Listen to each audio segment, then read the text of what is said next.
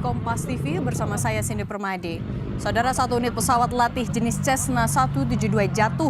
Pesawat dengan kode ekor PKIFP jatuh di lapangan Sunburst BSD Kecamatan Serpong. Terlihat pesawat terjatuh hancur di tepian bagian lapangan tersebut. Dalam video terlihat satu orang menjadi korban dalam kecelakaan pesawat jatuh. Belum diketahui pasti kondisi korban dan juga belum diketahui penyebab kecelakaan. Namun diduga operator pesawat adalah bagian dari Indonesia Flying Club yang terbang dari Tanjung Lesung menuju Pondok Cabe.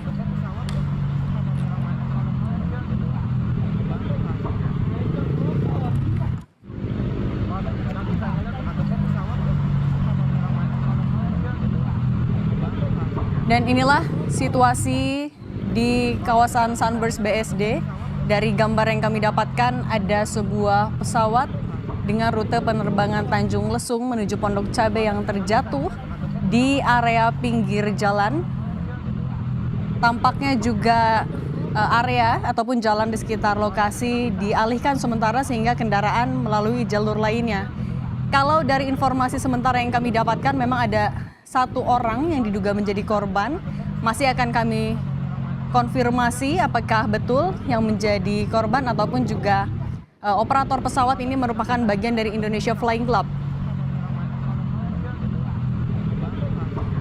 Dan sudah terhubung bersama kami